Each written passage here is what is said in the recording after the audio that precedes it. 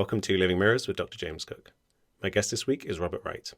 Bob is a journalist, a bestselling author, and is currently a visiting professor of science and religion at Union Theological Seminary in New York. He's the founder and editor-in-chief at meaningoflife.tv, and he's the co-founder and editor-in-chief of bloggingheads.tv.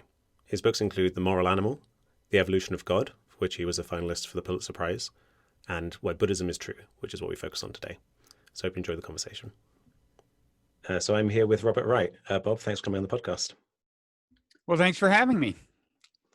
So in your work, there seems to be a kind of strong through line of kind of interest in evolution by natural selection. And for me, I think when I was a teenager, I think that was actually the first scientific idea that really, when it clicked, it gave me a real sense of exhilaration in kind of understanding so much about the world and what we are. Do you have a similar kind of, can you pinpoint when you first became interested in evolution or why it resonates with you in particular? Yeah, well, I think I first became interested in the concept because I was raised a Southern Baptist, and my parents were, were more or less creationists.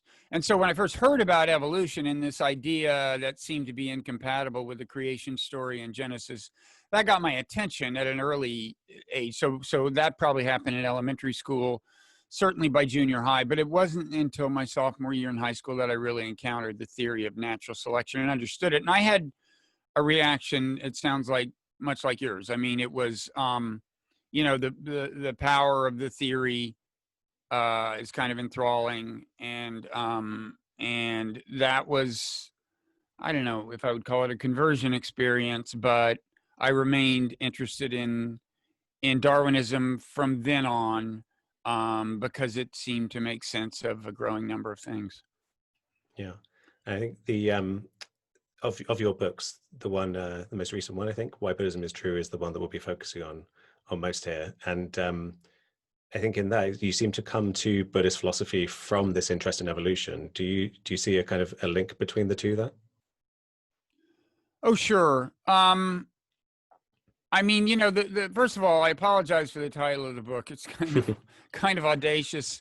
I'm after 2 millennia of Buddhism, finally someone shows up and can explain to you why it's true. But part of, I want to emphasize, I think the kind of explanation I'm suggesting, first of all, wasn't possible for the first 1.9 millennia, or really, if you go with the conventional dating, more like 2.4 or something. But anyway, I mean, until the theory of natural selection, the kind of explanation I'm offering wouldn't have been possible. And in fact, I would say until the 1970s and the development of several kind of, you could call them theoretical refinements of natural selection that allowed us to apply the theory to human behavior and human psychology and animal behavior generally. I would say not until then could you really offer the kinds of explanation I'm trying to offer in the book, the kind of argument I'm trying to offer in the book. And to try to further deflate the obnoxiousness of the title, I would just say that in a sense, the answer at a coarse grain level, the answer of why Buddhism is true, if you agree with me that it is, and here we're talking about kind of the philosophical, what some people would call the secular part of Buddhism, but in any event,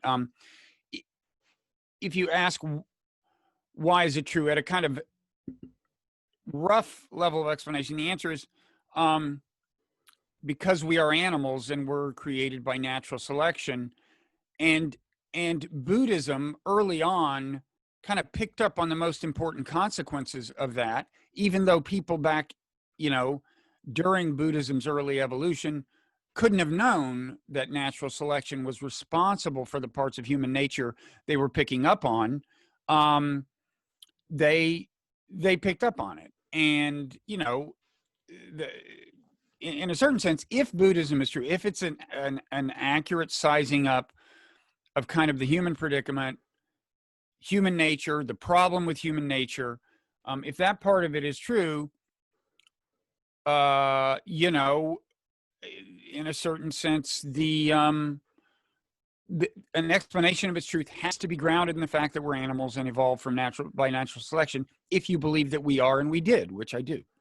So Yeah, if that I think makes the thing you said as well about the kind of limits of, we didn't have an evolutionary theory of this sophistication until very recently, and so in the time of, when the Buddha was his words were being written down, they didn't have this kind of, scientific method. And I think it's nice, this synthesis, right, that we're not claiming that Buddhism had absolutely everything figured out, right? I remember when I went on my first 10-day Goenka style vipassana retreat, everything I seemed to be being told about psychology seemed to make so much sense, and there was so much insight.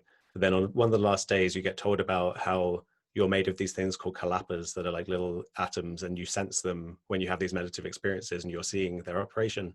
And the scientist in me was kind of feeling like, yeah, I don't think that's quite right. I mean, it wasn't, there's obviously some insight there about atoms, but the structure didn't seem to be quite right.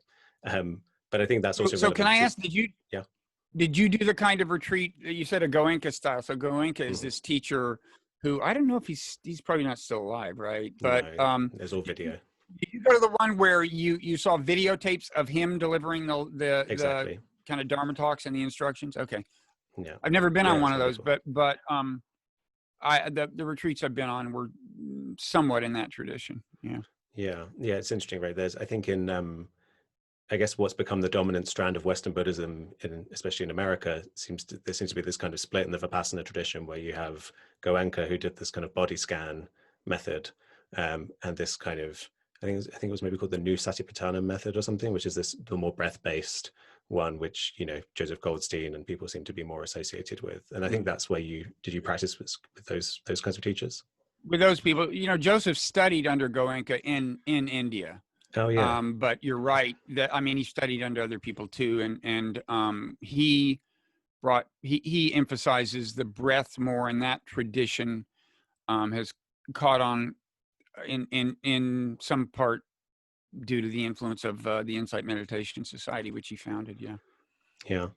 So I think this split maybe between the kind of knowledge you could have had, thousands of years ago versus what you can have with science is relates to, the claim you're making about Buddhism being true, right? And you make it very clear in the book, you're not saying every single claim, supernatural or otherwise, under the umbrella of Buddhism is true, but there's this kind of core claim which seems to be about seeing reality more clearly, which I guess is also linked to scientific understanding through evolution. Just getting that insight in both levels is beneficial. Yeah. Again, I'm talking about what you could call the naturalistic part of Buddhism, the part that is amenable to scientific analysis and philosophical analysis. So, for example, the doctrine of rebirth, I would say, isn't right. There are people who say there are ways to, to verify that, but I don't really, that seems to me in kind of another realm. I'm talking about the Buddhist conception of, why we suffer, and why we make other people suffer, and the basic Buddhist premise that the big problem is that in some sense we don't see the world clearly. We are by nature deluded, and if we saw the world more clearly, we could make our lives better, and we could be better people. Right. And I think that maybe the two, you split them, I think quite neatly, into these two kind of major insights to do with the not self, the idea that what we take to be ourselves is an illusion, this kind of internal insight, and then emptiness, which can maybe be understood as a kind of external insight that things aren't the way they seem, right? Yeah. So, there's all kinds of Buddhist traditions. It's been around, forever, a long time. And it spread across continents. And so there are lots of different kind of specific beliefs in different traditions. But if you ask, well, what is the kind of the common core in this naturalistic realm, things that are more or less held in all Buddhist traditions, one is this idea of not self or no self, a doctrine that really takes some wrapping your mind around, or is a challenge to wrap your mind around. And then the other, emptiness, which also takes a while to explain. Emptiness is not so explicit in Theravada Buddhism, which is one of the two kind of main traditions. But I would argue that it's very much implicit. The term that's translated as emptiness is one you find much more in the Mahayana tradition, whereas not self you would find about equally probably in both traditions. But I do think both of those concepts, which we try to make clear, are pretty much characteristic of Buddhist thought broadly. Yeah, I think they can both be kind of synthesized maybe in a worldview, with evolutionary psychology and with Buddhism. We're trying to kind of decondition ourselves from our these kinds of deluded ways of seeing the world, I guess, right? But if you try and have a kind of, I guess, an objective scientific picture of the world, I guess what I would say is there's a single process of reality kind of happening, and then our psychology kind of, part of our psychology is to come up with concepts, right? And we label a concept to the organism and we say that's self, that's James. We label a concept to a pot and we say like that has an essence of pot. And to me, I mean, this is what I study in my kind of academic work, is this issue of how we chunk things into categories, because I see that as at the root of all of this, really. How you go from a process where there is no suffering to these evolved creatures that seem to imbue everything with essence, including themselves.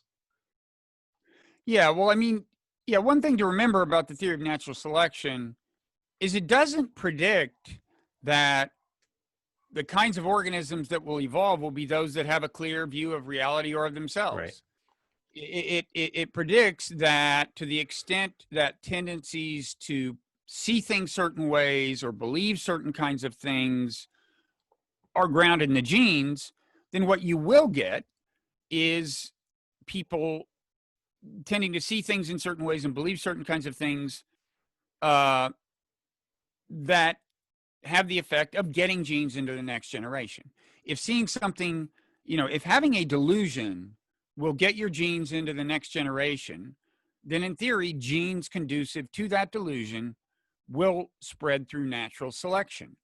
And that's, at a kind of a large, at a kind of high concept level, that's why Buddhism can be true, because Buddhism argues that we are fundamentally deluded. And then I'd go further than that and say some of the specific delusions or illusions or whatever you want to call them, or kind of warped perceptions that Buddhism picks up on, do make sense in light of evolutionary psychology, that either there's very good reason to believe that they are in some sense grounded in the genes, or they plausibly could be, and we there's at least some evidence in support of the hypothesis.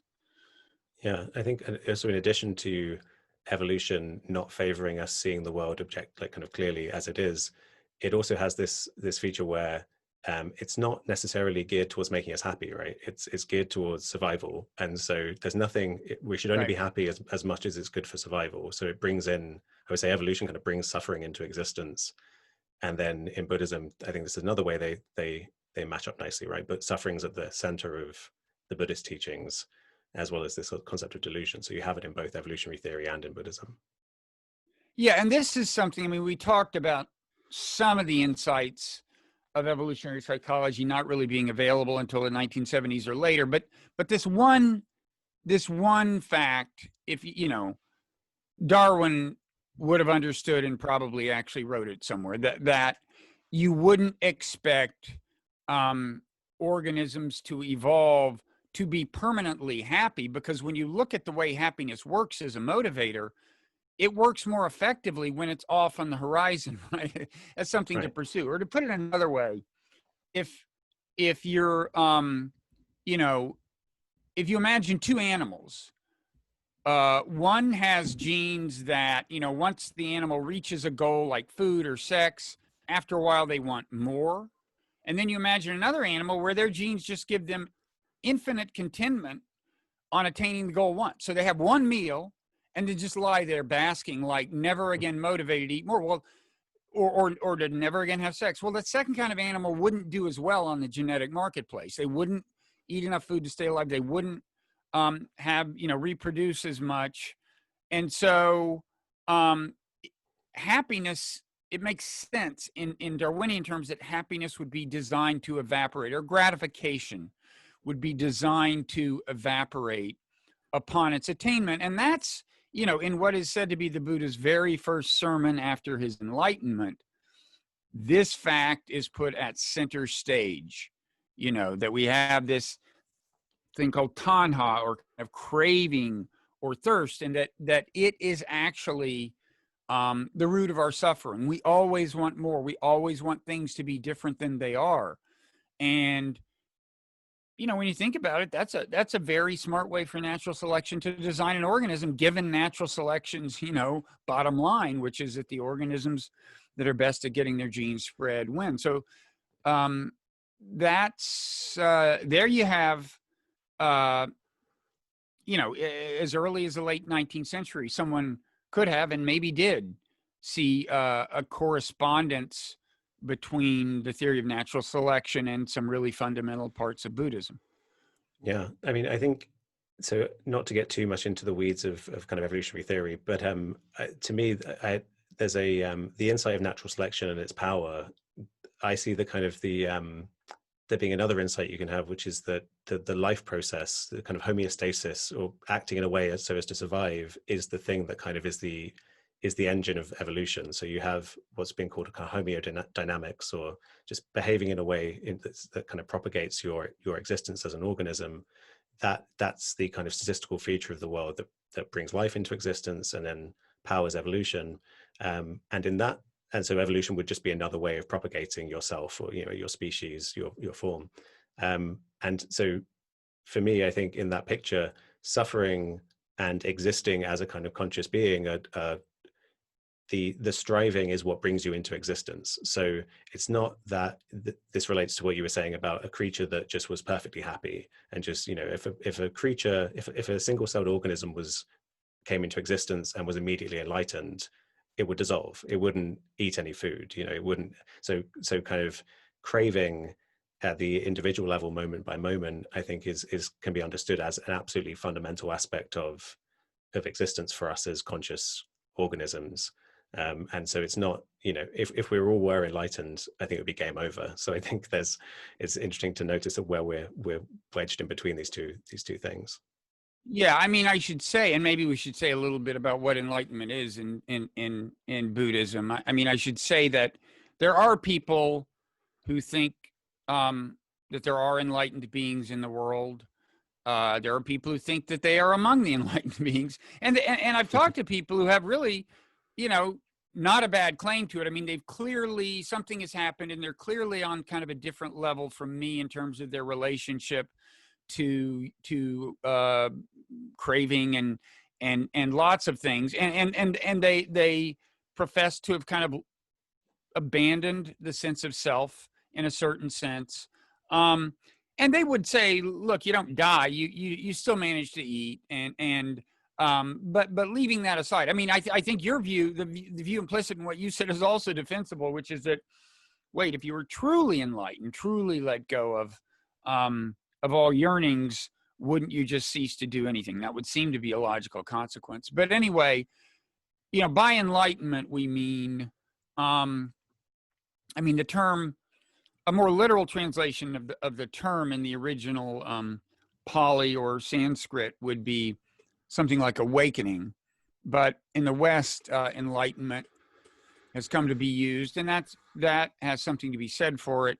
But anyway, the idea is, as you suggest, that you let go of craving, and it isn't just in the Buddhist worldview. If you really let go of craving at all levels, like obvious, like I want to eat a donut craving, and it feels good to believe this kind of craving, and it feels good to think that person thinks this about me, if you let go of all forms of craving, then you would see the world with perfect clarity. And there's an argument to be made that really all the illusions we're prone to, and we are prone to lots of them, are intertwined with kind of wanting things to be a certain way, wanting them to be a little different than they are. If you just let go of that, you would have a much clearer view of the world, which I'm a firm believer in. I think that's true. Yeah, It's hard to do, but yeah, yeah. I think this you're right to raise this idea of where what would we consider enlightened in this sense, and yeah, I think the way I was using it is to say that there's almost two extremes, or a continuum from being very deluded, very identified, very stuck in suffering at one end, and at the other end, a state of perfect release from any of that, which I suspect no organisms ever achieved that. I don't think it's probably possible because they would probably stop breathing, and but Mhm. there are people like, now this is in a Hindu context, but Ramana Maharshi, who was a kind of 20th century Indian saint who had this kind of awakening experience, and then he had to be he didn't speak for years and had to be tended to by people because he kind of wouldn't eat and move and just got like bodily problems because I see him as someone who probably went way over, was an outlier on this continuum, closer to what you might call full on extreme enlightenment. And that's the kind of, I guess that's what I'm pointing to, is if we all suddenly collapse over onto that side, um, it would be game over. That's kind of what I mean. But you're right. I think that there's another way of understanding it, Yeah. which is you can still be a functional human, but you've kind of got it. You're not living in the delusion anymore. And by that standard, there And, could be a lot of people out there, right, who kind of get the insight. and a related question is, if you were enlightened, wouldn't you lose all desire to improve the world? Yeah. And I think it's out of this question that there arises the tradition in Mahayana Buddhism of the bodhisattva, which is somebody Right. who they kind of get to the brink of enlightenment, and it can be theirs. And I don't even know if they're technically supposed to have crossed it, but the point is they choose to remain in the world and do good and make the world a better place, rather than just bask in the bliss of enlightenment. Yeah. And I think the Yeah. bodhisattva, I'm glad you raised that. I think that's really, if I could have a prescription for what we should all be aiming for, if everyone on Earth was aiming for that, I think to me, it's a nice balance, because you might say, well, surely everyone should just be enlightened and take this kind of God's eye perspective. But, we are embodied here, like we are these creatures, these evolved creatures. And I think instead of aggressively trying to deny that, accepting that we do have these evolved instincts for compassion and empathy towards each other, and living from that place seems like a wise way to go. But to kind of touch on the kind of um, the core ideas that you've been kind of defending, both from this kind of the Buddhist philosophy and from evolution, I think this idea of selflessness, or not self, or no self, is really kind of at the core of all of this. I would say, especially when it comes to one's own suffering, right?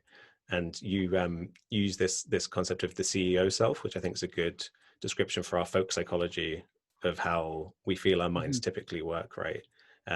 Yeah, maybe you could say something about what it is like for us usually, but also Mm. how we can understand that as being an illusion. Yeah. So first of all, I'd say there are kind of two facets of, at least two, of the not self question. There's, first of all, not self is a philosophical doctrine and a psychological doctrine, a statement about the actual nature of what you think of as the self. And then there's a moral implication of it. The idea being that if you let go of the false notion of the self that most of us labor under, you will probably become a better person, because you will obviously be less inclined to privilege yourself over others if you don't believe that yourself exists. But so yeah, certainly an intuitive idea of, like, if I ask you, what do you mean by yourself? I think a lot of people would think of this kind of this CEO, this thing that's in charge of my body and my behavior. It's at the top of the hierarchy. It's making the decisions. I feel like I'm making the decisions. And that's what I mean by the self, the thing in charge. And Buddhism, and I should say, like, if you go back into the ancient texts, figuring, people can argue and do argue about what was actually meant by the term not self, early on in the teachings of the Buddha. How should we think about this idea of not self? But certainly one notion you find in early texts is that the Buddha is rejecting the idea that there's this like king in your head, this ruler in your head, and that is the self. And, you know, as I'm sure you know, for some decades now, psychology has been calling into question the idea of the self as kind of intuitively conceived. I mean, there are the famous split brain experiments, which I mean, are they now? I don't know. You tell me whether we should assume that people know what the split brain No, that's worth experiments going are. But into. Yeah, that's worth going into. okay, well, they basically, these are patients whose the corpus callosum, or however you pronounce it, which connects the fibers that connect the two hemispheres of the brain, have been severed. They have done this sometimes to stop seizures.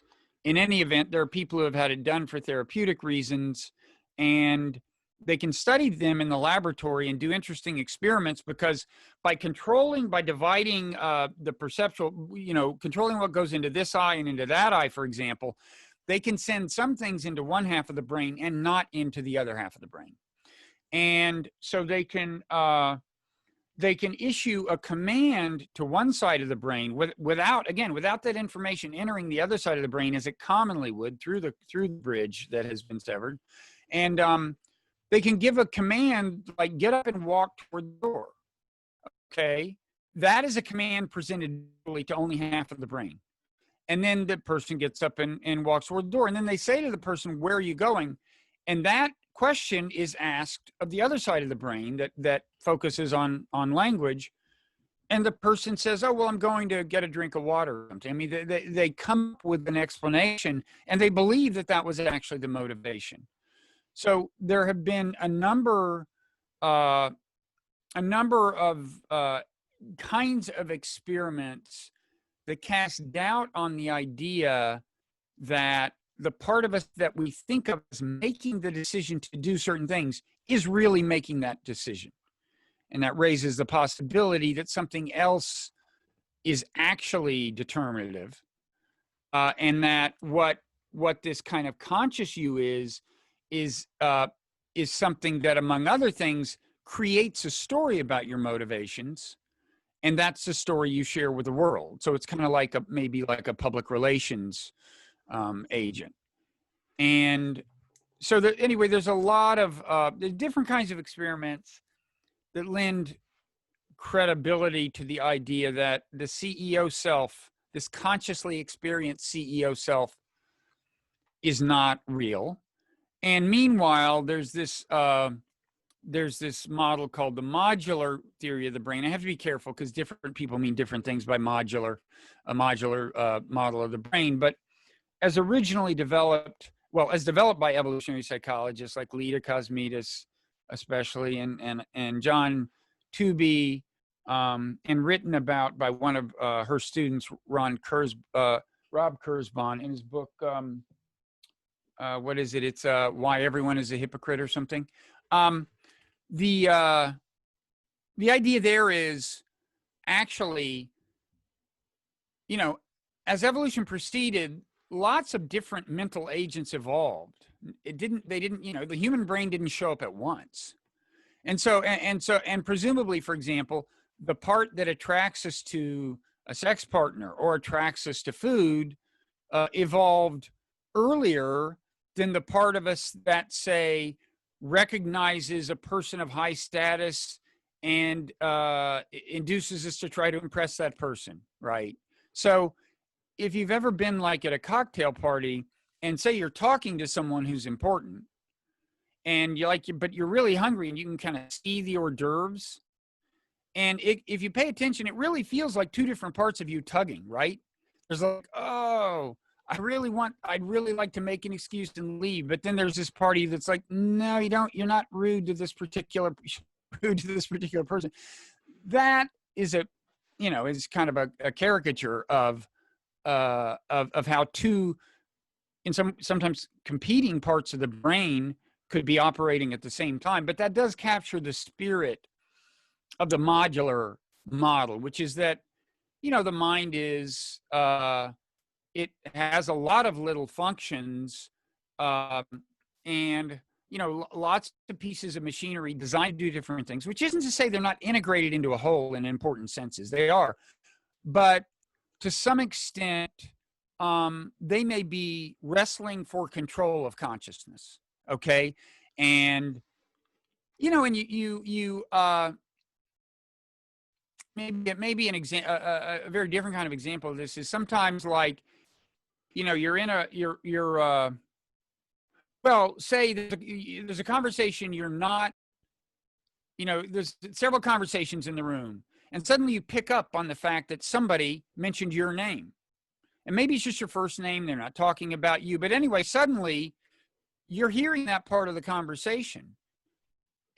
And yet you were not conscious of monitoring that. So apparently at an unconscious level, there's something that like monitors the various conversations, and it's not intruding on your consciousness, but once it has a good reason to, it rests, it steers your consciousness in its direction. That's another example of how modules are off doing different kinds of work and looking for different things maybe. And at any given time, your consciousness may be dominated by one or a small number of modules.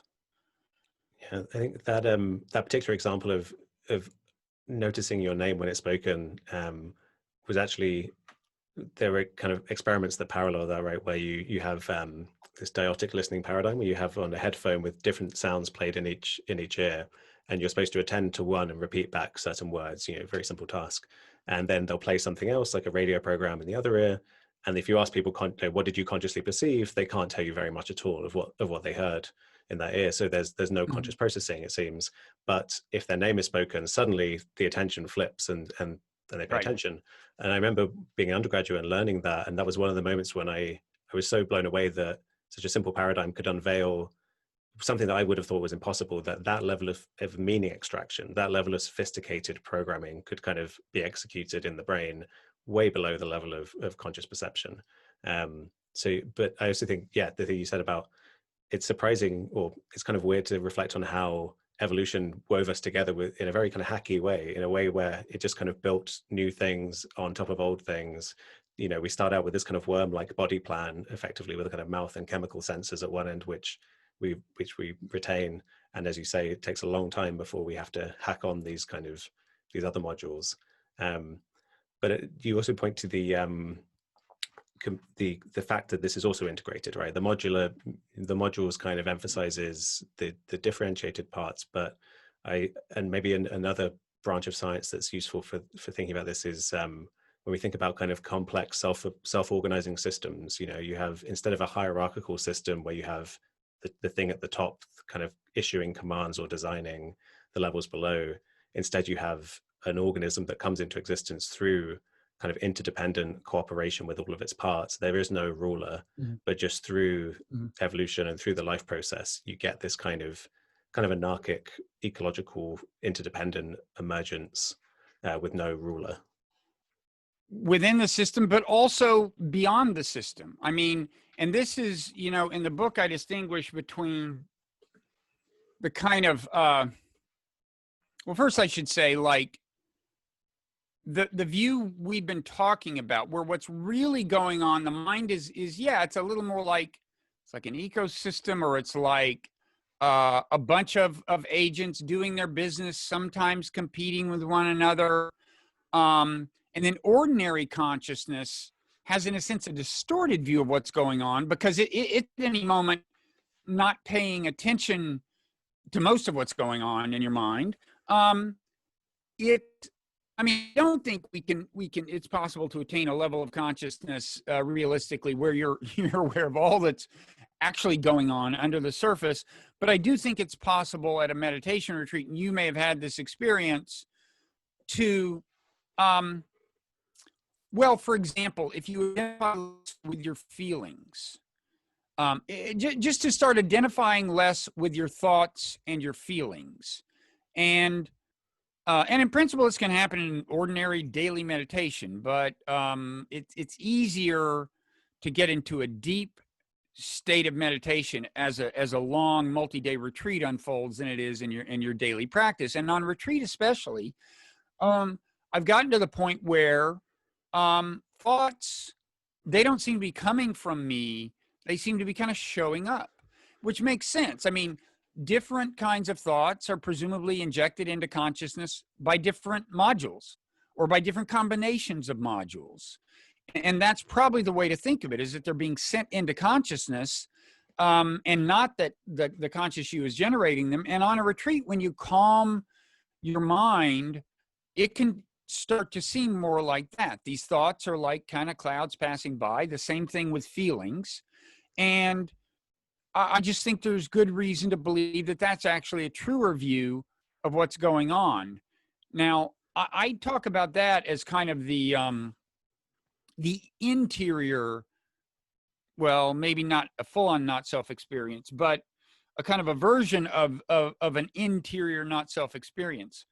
I've also had, and this takes us back to what I was saying about the fact that the interconnections go beyond your body. It's like right now, you are like a very fundamental influence on everything I'm thinking and saying, right? I am in interaction with you.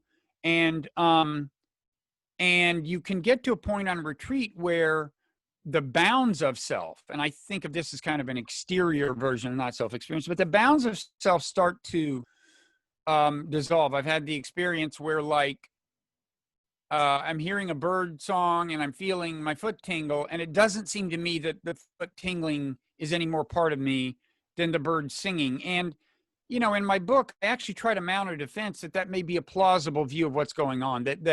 And people, as William James wrote about things like this, like the difficulty of really analytically drawing the bounds of self clearly. So anyway, I think of these are two kinds of experiences you can have through meditation that I think maybe give you a clearer view of what's actually going on. And they also can lead you into what I referred to earlier, that kind of the moral dimension of not self, where if I'm thinking that, like, the bird is as much a part of me as my foot, well, I'm presumably less likely to kill the bird, right? And so yeah, it's a this one reason, by the way, that I'm pretty evangelistic about retreats. I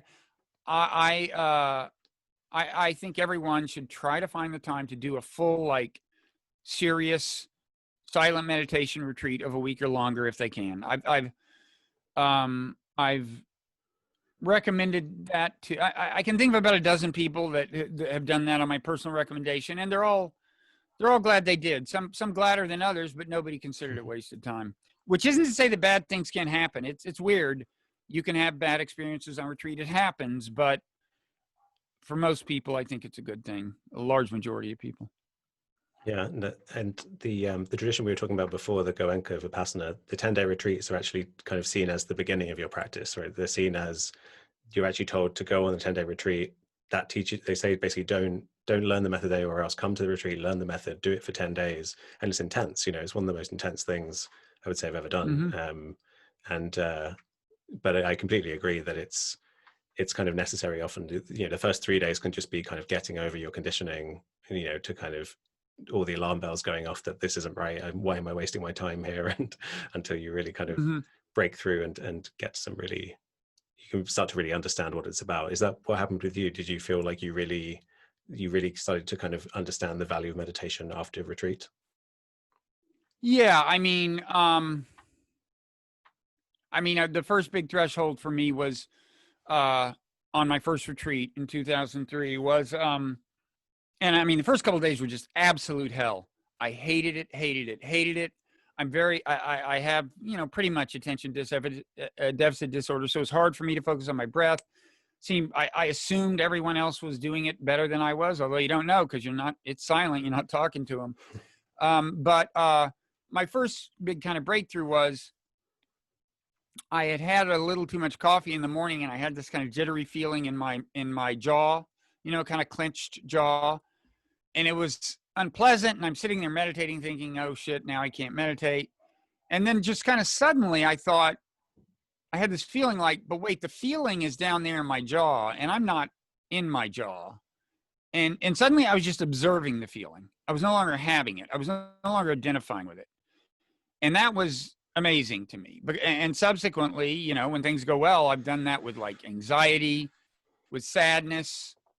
You know, and I'd say to people, if you're feeling sad, even if you haven't been on a retreat and don't meditate, sit down, close your eyes, and just experience the sadness. Try to observe the sadness. Where is it in your head? Where is the feeling? What are the contours of the feeling? Does it pulse? Just observe it and see if that alone, after some number of minutes, doesn't change your relationship to it in a productive way. Anyway, the second big experience I had on that retreat was I had a full out psychedelic experience. I mean, and I haven't had anything like it since. Some people do, some people don't. But this was like, I described it at the end of the book. It was pretty wild, and utterly blissful. I mean, I describe it. I mean, I've never, you know, taken LSD and heroin. You know, like it's a, you know, but I imagine that's what it would be like if you did both. You know, it was psychedelic but utterly kind of blissful. But that's not the point of mindfulness meditation. There are meditative traditions where the point is to have visions and to do all kinds of wild stuff. But in the vipassana tradition, which is closely associated with mindfulness meditation, the point is, in a sense, more modest, but in a way more profound, which is just to change your relationship to what you think of yourself, your feelings, your thoughts, and to the world. In ways that are actually in accordance with these ideas we've alluded to, not self and emptiness. Yeah, and I think it's interesting that you said with the pain that you felt like you weren't, you know, there was some distance between you and it. It sounded like the way you described it. I mean, it can be hard to describe these experiences because I think maybe not. I feel like I get that I've had a similar experience, but I maybe would have described it as feeling fully coincident with it. It maybe they're two kind of extreme ways of describing the same thing, where there just is the sensation and the feeling of you being the self that's wrestling with it goes away. And that can either feel like you are consciousness in which that's the irony, is that and that's why people argue over the right terminology. I think everyone would say you're talking about feeling non-attached. All Buddhists might say that. But if you say I was feeling detached from the feeling, there's some people who want to argue with you. And that's partly maybe because people have different experiences, and some people emphasize more what I emphasize, some people more what you emphasize. But I do think they're two sides of the same coin, at least in this sense, which is there is this irony that you know, an unpleasant feeling is something you try to get away from. Anxiety, guilt, or you try to think something that'll make it go away. You try to say something to somebody that'll help it go away. You're actually kind of running from it. But if you just accept it and start observing it, as I said, like with that sadness, just observe the feeling. Then you start, although in a sense you're then finally getting close to it. You're no longer afraid of it. What results from that is, I would say, a more objective view of the feeling. And now that may not feel like literal distance. To me, it does feel a little like that. Like when I'm viewing, like if I view anxiety in a way that gets it to completely release its grip on me, I do feel as if I'm kind of observing it kind of from up here, and it's this contour of feeling in my body. And it's just interesting. It's just like a piece of abstract sculpture or something. It's just interesting. It's no longer unpleasant. I do feel I'm viewing it from some distance, but it is certainly true that perception is closely intertwined with getting right up close to it and not being afraid of it and immersing yourself in it. Yeah, I think you're absolutely right. There's two sides of the same coin. You can emphasize one or the other, and the thing that's not controversial is what you said, that it's to do with non-attachment, right? That's what gets you to these states. And I had a similar experience where I had this excruciating knee pain on maybe like day 8 of this meditation retreat. And after about 40 minutes of sitting with it and really desperately wanting to get up and move it, I think I must have finally surrendered to it, because it, as you said, it felt like I was looking at just an incredible, like a piece of abstract art or something. It was just, it just felt intense. It no longer felt bad. It just felt very intense. And I could have tipped to that moment. I think moment to moment, I could have felt it was intensely blissful or just intensely neutral. Right. And I remember the moment I was kind of bathed in this pleasure of this intensity. And the moment the bell rang and my mind kind of came back to my thoughts, it was excruciating again in an instant. Yeah. That was one of the most insightful moments for me, was seeing my attention goes, the thoughts come in, and immediately I'm suffering, which was fascinating. Right. No, these unpleasant feelings can actually seem beautiful. Now, if Yeah. you have serious pain that signifies a medical emergency, you should tend to it. Um, but I had on a retreat, I had what turned out to be an abscess tooth, and I found that if I drank water, it would really trigger it and make it feel bad. So I figured, as an experiment, I would like meditate for like 25 minutes in my room, get into a deep state, and then have the water. And it was interesting. It was like, it kind of was right on the edge between beautiful and painful. So like it would just be like this wave of pain. And at times you would just go, whoa, that's a beautiful wave of pain. And then you'd go like, whoa, but it is pain. It was kind of, I didn't quite get to complete bliss, but there were sustained periods of actually considering it beautiful, which is Yeah, strange. and I think so this is kind of getting to the idea of emptiness, right? The other kind of point that's at the core of this stuff, I would say, where Yeah.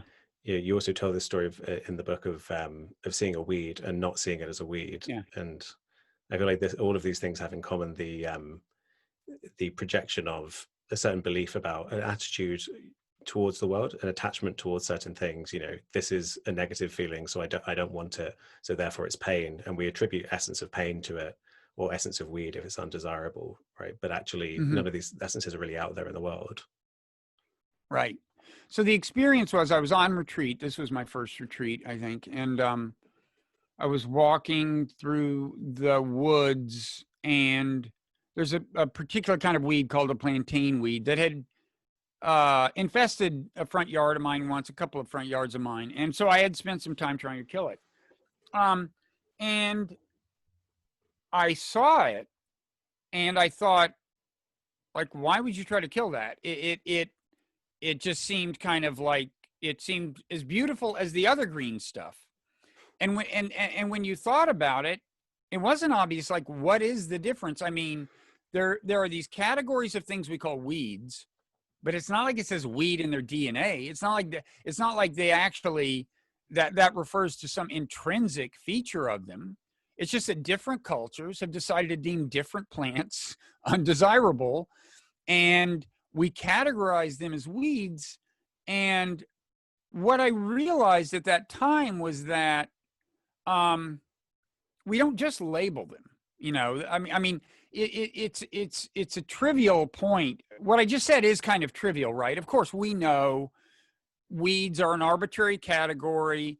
It's a label we put on some plants. Other cultures may do it differently. Fine. But what I realized at that point was how deeply embedded in my own perceptual habits the concept of weed was. I really react to plants I consider weeds differently than plants I don't consider weeds. And I also realized, and that's the idea of essence. In other words, there is unconsciously, we carry around this notion of essence of weed. We think of that as kind of a real, there's something about weeds that they all have in common. And again, if you think about it, if you reflect on it, you realize, well, no, it's just a category humans created. But there's also the component of feeling. I mean, that's what I realized at that point, is the extent to which feeling, affect, shapes our conception of essence.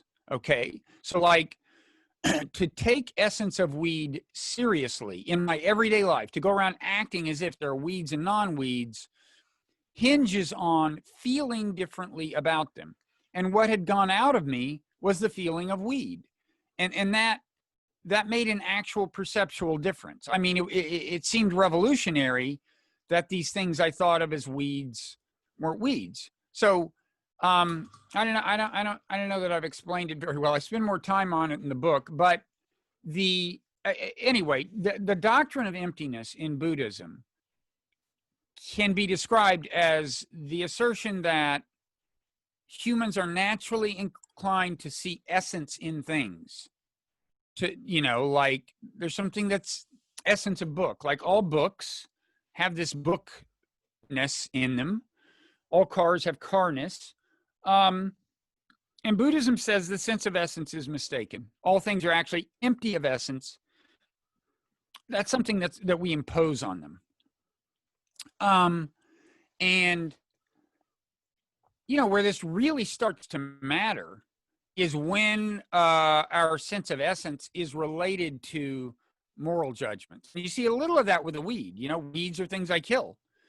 And the same kind of essentialism is something that we carry into human affairs. So, like, if there's somebody who's a rival, or an enemy, there's a particular kind of feeling we get about them that I think shapes the way we think about them. Our perception of essence of enemy or essence of rival shapes the way we're going to think about them, the way we're going to judge them.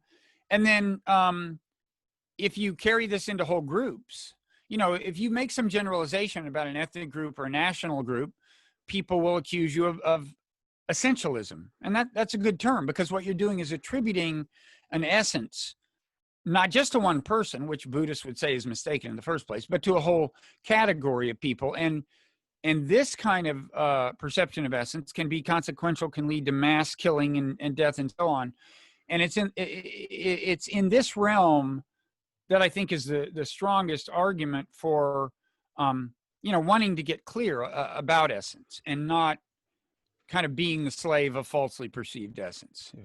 Yeah, I think especially in that social kind of situation, that's a really interesting thing to link it to, because the insight that essences don't actually exist out there in the world, we feel that's the case. We feel things have their own essences, but what's really going on is it's always a projection. It's always, as you said, there's feelings going on in you. You have some attachment to how you feel about them, and your perception is clouded, and kind of filtered with those emotions.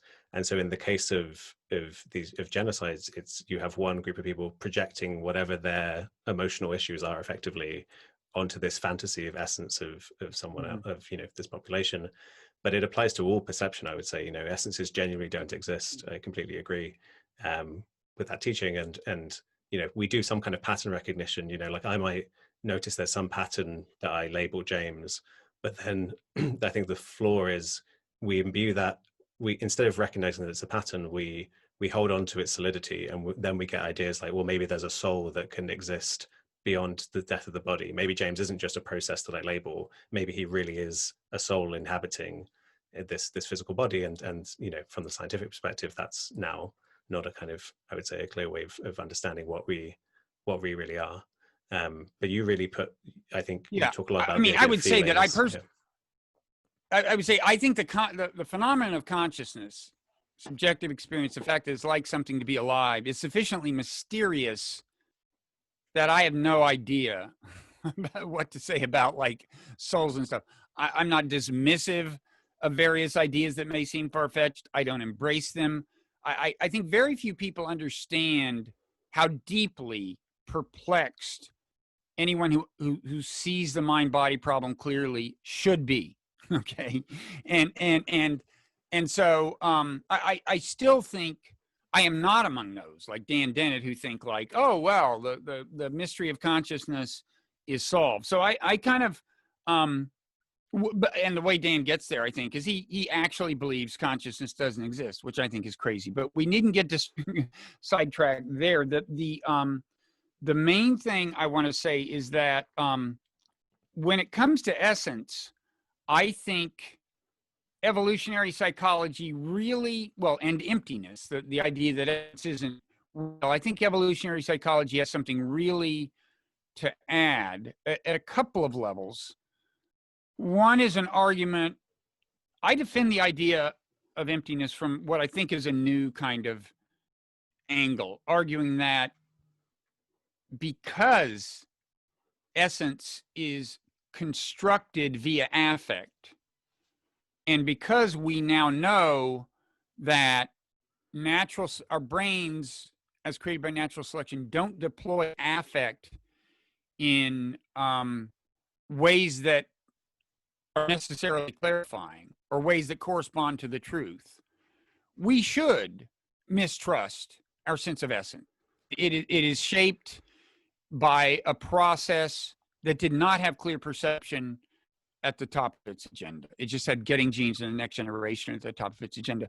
But there's, to get back to the issue of attributing essence to people, there's a separate contribution that I think psychology, not just evolutionary psychology, has to offer, although what I'm about to say certainly makes sense in terms of evolutionary psychology. And it's this, I think the most underrated cognitive bias in importance is attribution error, okay? And I think this explains a lot of how we impute essence to people. The original idea of attribution error, before it was kind of elaborated and evolved a little, was that when we ask ourselves why people did things, let's say you see somebody who's rude to the clerk at a checkout counter. You can either say, well, that person's a jerk, that's the kind of person they are. Or you can say, well, that person had a bad day.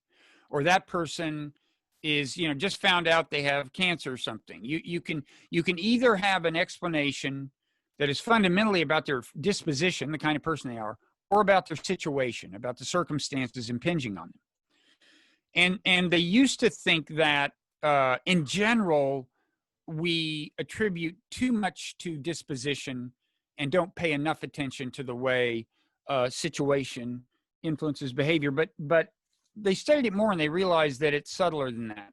The way it works is that for our friends and allies, if they do something good, we're inclined to attribute it to their disposition of the kind of people they are. If they do something bad, we're inclined to attribute it to circumstance, like if it's your kid, they didn't get their nap, or peer group pressure made them misbehave or whatever. But if it's an enemy or rival, it's the opposite. They do something bad and we say, yeah, that's the kind of person they are. They do something good and we say, well, they're just showing off in front of a particular person, whatever. And so that cognitive bias, attribution error, leads us to attribute different kinds of essences to people, depending on whether they fit into our life as allies and friends, or we think at first blush they're more like enemies or rivals. And then that mechanism kind of preserves, you can see how it would preserve this conception of us, of our friends, as being just better, having, essence of goodness to an extent that our enemies and rivals don't.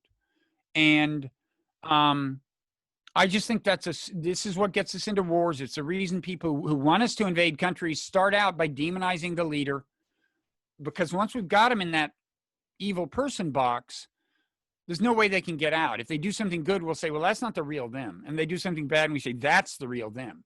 Once we have framed them as enemies, we are thinking of their essence in a certain way, and human psychology is designed to preserve that sense of essence. So that's my sermon on attribution error. Yeah, I think you're right. Absolutely, in those moments, you're clearly not coming to that with an attitude of objective, thinking how can we both kind of come to mutual understanding and collaboration. Those emotionally charged things are coming from wanting conflict, I guess, effectively having some attachment that's emotionally charged in the first place. But so I guess with meditation, would you say that the mechanism as it relates to this is that by becoming more aware of feelings, by bringing them into awareness, becoming more conscious of them, they have less control over your kind of these reflexive perceptions? That is the magic formula. I think when mindfulness meditation is working, a big part of it is that you're more aware of feelings and so less enslaved by them. And this can be just a question of catching yourself in the moment. I remember when I came back from my first meditation retreat, my kids were like misbehaving, and I started to yell at them. I just felt the feeling welling up that would ordinarily lead to me yelling at them. And I just thought, I don't know. I don't think I'll do that, you know, and that's an example of that. But so is, you know, looking at a rival or enemy and just being more aware of the actual process by which your negative feelings about the person are shaping your thinking about them. Like in the body, just feeling that, oh, the first thing that shows up is the feeling. And then the negative judgment of whatever they just did, or the unflattering explanation of whatever they just did. So yeah, I think you know, the one of the most important products of a meditation practice is getting a little better at that. I emphasize a little better because although on retreat sometimes you can have almost magical powers in this regard, on day-to-day, you know, once you're back in, you know, day-to-day life, struggling to maintain, say, 40-minute practice in the morning or something, the results are not as spectacular. But I think they're worth fighting for. And, you know, and some people have, you know, your mileage may vary. There are people who get amazing things out of 20 minutes a morning, and there are people who manage to maintain, you know, several sittings a day, and they say, look, it's worth it. It's made me more productive. It's made me a better person, and so on. Yeah. It seems there's this link. I think I heard you on another podcast talk about this link, this seeming paradox or kind of irony of how it changes your relationship to control. So, you know, in meditation, you're practicing letting go of control, but then in the situation with your kids, what you find is because you've increased awareness of what's going on, the decision-making capacity you have actually has more room to make decisions more optimally. It actually has better control over the situation, you know, because you can see the emotion and you can decide, well, do I want to yell? Do I not want to yell? And it's kind of interesting that by surrendering control, you can actually increase your capacity to control situations. Yeah, letting go of the notion of the CEO self, the self that really is in command and can do great things, you know, part of that can lead to a view of your interior life that actually gives you more control, because in large part because it gives you more awareness of feelings and more discernment in whether or not you follow them. Yeah, you also kind of make this link to this emotional stuff being the underlying. You mentioned your ADHD and also things like addiction as being kind of these emotionally charged things, which I think is really something that there needs to be more awareness around. I think that's yeah, you talk about it being kind of an impulse control issue, right? Yeah, and those two things, ADHD and addiction, may not sound like the same thing, but they really are, because at some level, because I mean, addiction comes from like wanting to make yourself feel better that moment and knowing that alcohol will do it or heroin will do it, and wanting it so much that resistance is futile. ADHD, you know, I think, and I don't have a super bad case, but I have a very limited attention span. I'm very distractible. And when you observe it closely, you realize that the chronic distraction, the inability to focus, comes also from wanting things to feel better that moment. It's like you should be reading this thing, but you know that you actually get more pleasure out of reading smartphone reviews or watching sports. I mean, YouTube is a good exercise because the YouTube algorithm is so good at tempting you. You know, just go on YouTube if you've been going a while and they have a sense of who you are, and so they present you with these videos that they hope will get you to click on them, and just observe your feelings.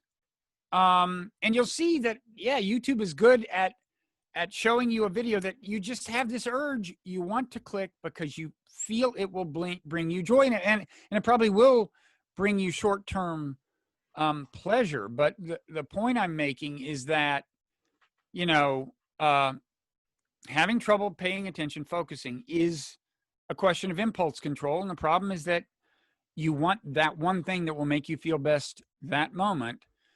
And meditation can help you become more aware of those impulses and uh, not succumb to them. Although I got to say, the modern technological environment is it's just an addiction machine. I mean, it's just a distraction machine, and so it's challenging. Yeah, that's a good link, I think, to why maybe people are realizing that mindfulness is so powerful in this world where attention is money, and we're being funneled into this kind of Mhm. distraction machine. Mindfulness, I think, is a great remedy for that.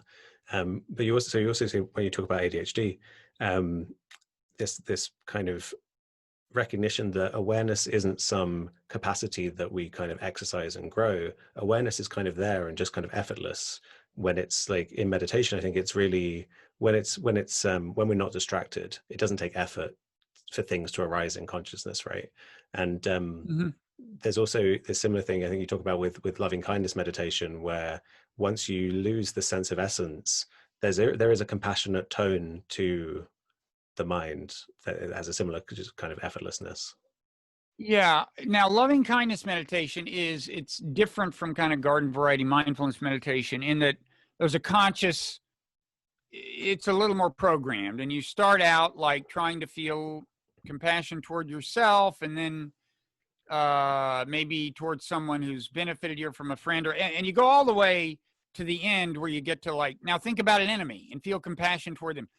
For me, loving kindness meditation has not worked spectacularly, and there are a number of people like me, I know, who just I think maybe the trouble comes at the beginning where I'm supposed to think nice thoughts about myself or something. But in any event, and I also think I resist the programmatic nature of it, kind of.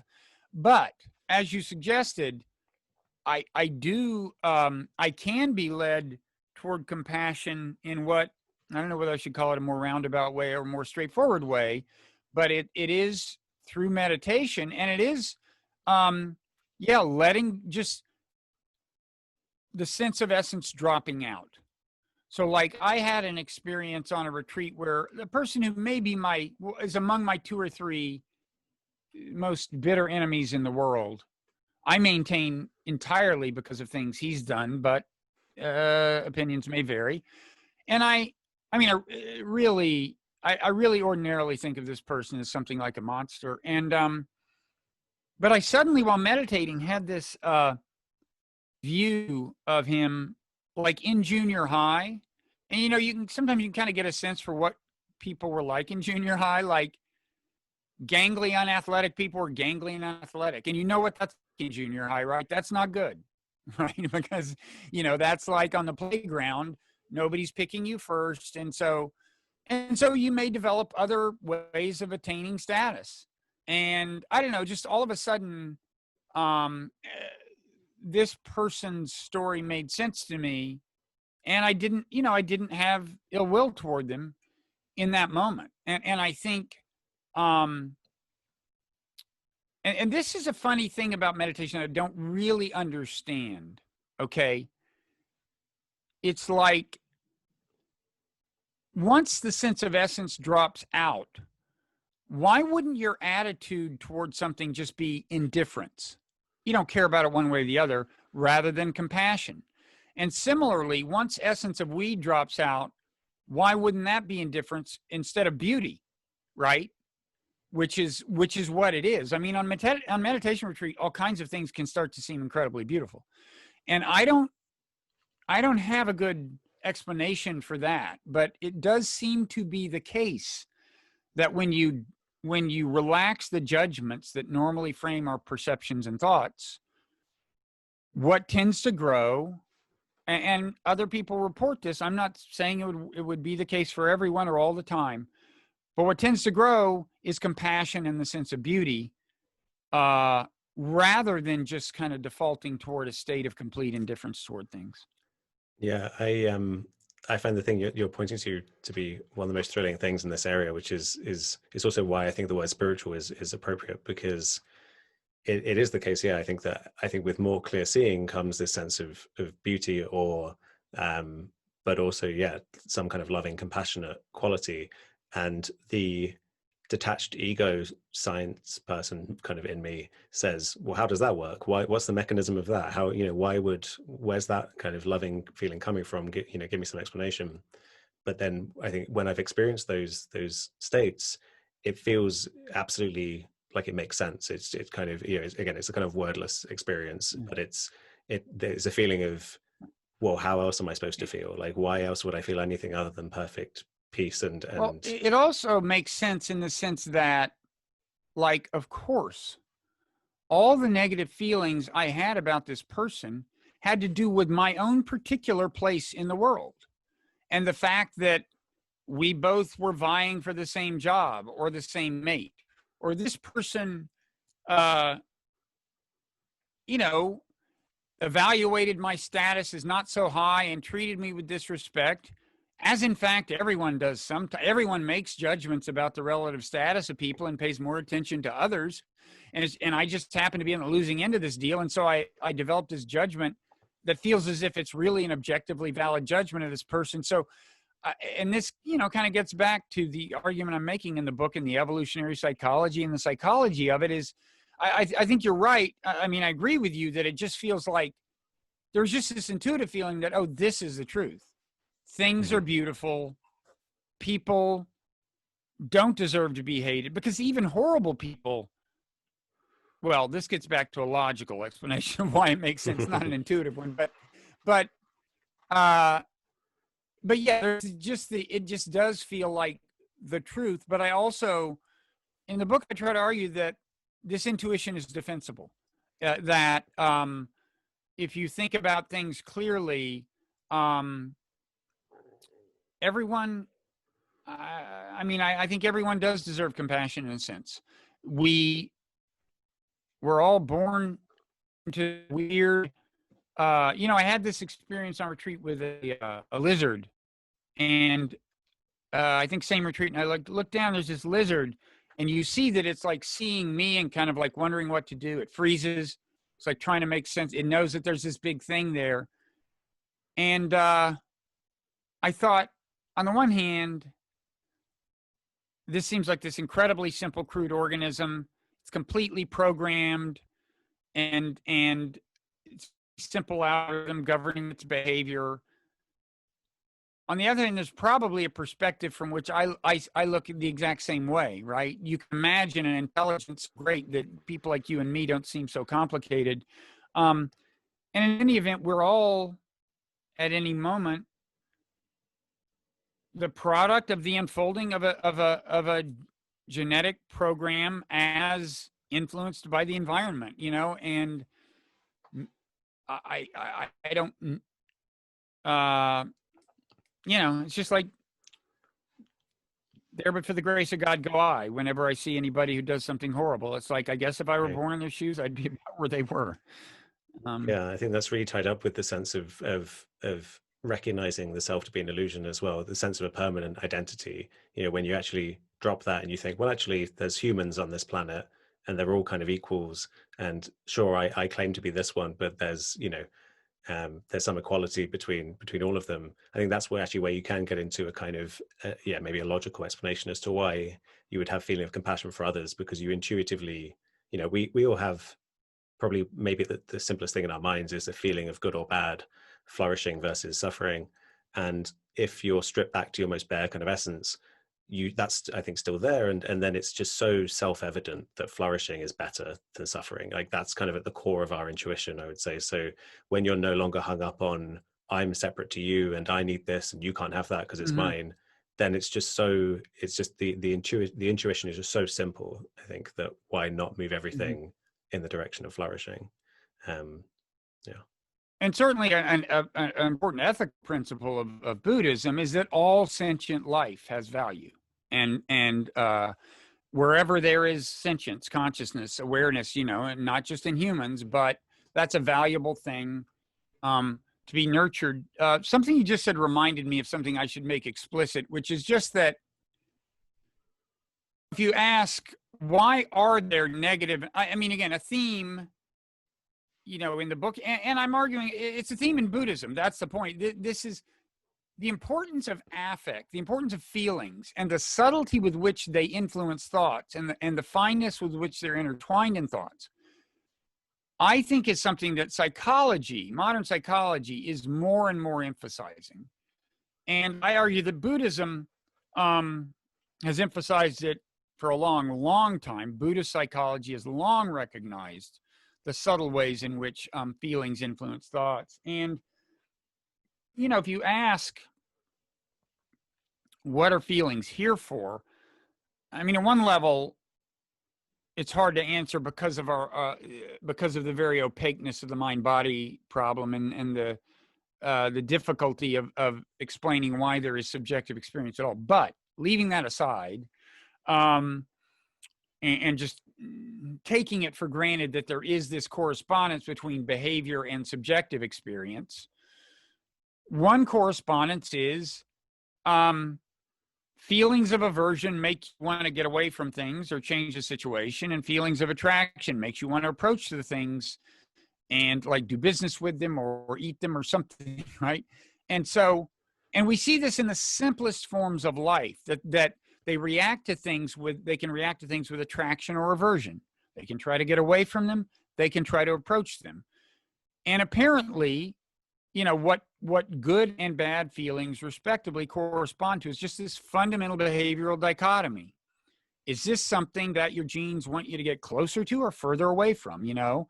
And you see it in crude form in simple organisms, and then you see it in much more complex form in us, where, you know, you have complex emotions that consist of both good feelings and bad feelings, you know, and so on. But what remains the same, I think, all the way up the kind of evolutionary ladder, if I could be so politically incorrect as to suggest that human beings are in some sense more highly developed than bacteria, is that feelings are always judgments about whether something is good or bad from the point of view of the organism.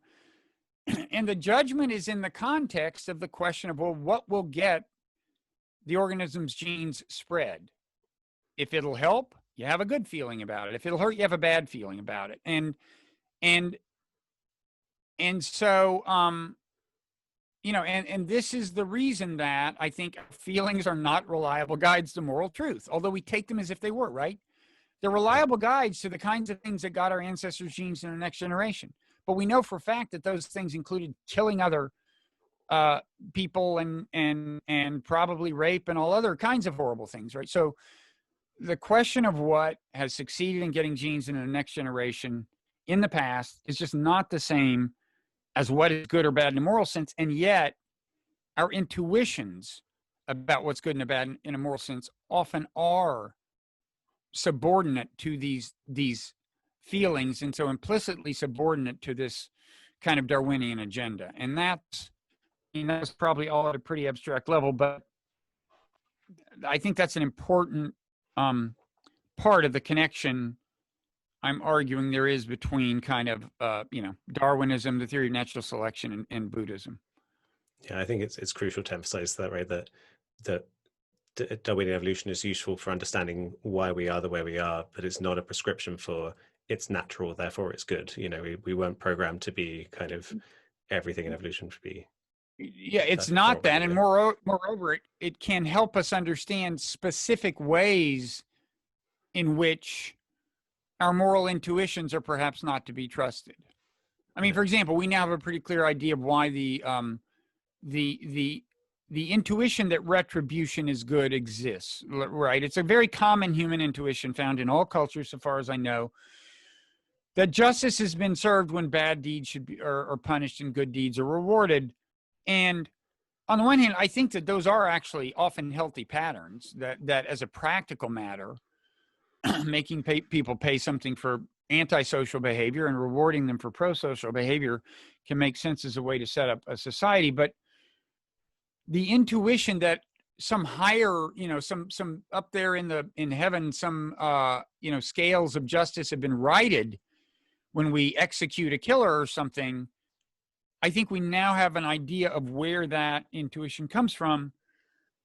And I think that gives us cause to reflect on whether we should always obey it. So I think, evolutionary psychology can be valuable in that way. So I think one final concept we should touch on before we run out of time is so when you have this recognition of the kind of emptiness of essence of everything in the world, and you lose the sense of there being this essence of self inside yourself, you're left with this picture of the world that you might call oneness or interdependent co-arising as a kind of related concept. Where are you currently at with your thoughts on this concept of oneness, or whatever label you'd like to give it? Well, first of all, there's this argument you can get into about the language. I mean, if you say, I am one with, first of all, it's a feeling, the feeling I described earlier, where I felt like, the bird singing was as much a part of me as my foot tingling. That was a movement toward the kind of experience I think you're describing. And first of all, I'd say, if you say, I felt like I was at one with the universe, there are strict Buddhists who will say, wait, you shouldn't put it like that, because there's no I, the self doesn't exist. Whereas some Hindus would say that's a perfectly acceptable way to put it, that Atman, self, merged with Brahman, kind of the universal soul or something, perfectly valid way to speak. My own view is that the experiences being described in those two traditions, Buddhism and Hinduism, are probably basically the same experience. And the question of nomenclature, we shouldn't get hung up on. I think the question is whether you can defend the experience, as I guess the philosophical term would be, like, ontologically, like, is that a valid description of reality? In other words, the things that normally I think of as separating myself from the world are in a way illusions. And then the second dimension of evaluation is a moral one. And I take on both of those in the book. And the moral one is, in other words, the moral takeaway would just be, well, if I am one with everything, then I'm not really more important. Although we all tend to live our lives as if we are more important than other people. We are preoccupied with our own welfare and so on. That the moral take home of actually feeling at one with everything would be that actually, no, it's all equally important. And that, I think, is a very, very defensible, that this is closer to the moral truth. Whether it's, closer to the kind of ontological truth, I think you can argue. And I certainly argue in the book that the opposite intuition, that the ordinary experience of this great separation between me and everything else, is not obviously defensible when you look at it carefully, ontologically. But I certainly believe that the moral take home is especially defensible. The moral take home of, again, whether you want to call it an experience of oneness or an experience of not self, either way, it's an experience of continuity between what we ordinarily think of as our interior and the rest of the world. The walls, have kind of broken down. And, it's one reason I encourage people to go on retreat. If you can have anything like an approximation of that experience. Yeah. And you shouldn't go into a retreat expecting that, or I didn't get one on that experience, particularly on my first retreat, but it's more likely to happen there than it is, while driving to work. Happily, Yeah. because if it happened while you're driving to work, that could cause problems. Yeah, that's a good warning. Yeah. Well, thanks so much. This has been great. Is there anywhere you can send people online if they want to look into more of your work? Well, I put out this thing called the Non-Zero newsletter, not super regularly, but reasonably often. And you can go to nonzero.org and sign up for that, or read what I've put there already. The stuff I write there is not, most of it's not about Buddhism or meditation. Maybe more of it should be. Sometimes I do write about that there, but It's all a worldview that is informed, I think, by Buddhist practice and Buddhist ideas, although it may or may not be evident. I mean, for example, just trying to look at like foreign policy issues from the point of view of the other player, like the other country or the people in the other country, whatever. I do a certain amount of that. I do a fair amount of that. And then at Twitter, I'm on, well, my main Twitter handle is Robert Writer, WRIGHTER. I also have a Twitter feed that's Darwin Dharma, Darwin DHARMA, all one word, that resulted from this online Coursera course I taught, and which is still there for free. I taught it before I wrote the book, so there's more. I knew more by the time I wrote the book than I did when I taught the Coursera course, but that's out there. And then I have the Twitter feed associated with that. And then I have a show called The Wright Show podcast. Wright as in my last name. And that I run these two things. One's called Blogging Heads TV. One's called Meaning of Life TV. The latter is more about philosophy, psychology. The former more about politics. And The Wright Show consists of conversations I've had that are on one of those or the other, but it's available as an audio podcast, although they all, like your show, they're available as videos too. Great. And I think the Coursera course, is it called Buddhism and Modern Psychology? That's right. So if you Google that phrase and my name, you'll get there, and it's free. And it's pretty short. There are things I'd say a little differently now, but there's nothing that I'm aware of that's flat out wrong. You'll be happy to know. Yeah. All right. Well, thanks again, Bob. Okay. Thank you, James. This was a lot of fun. Yeah, thanks.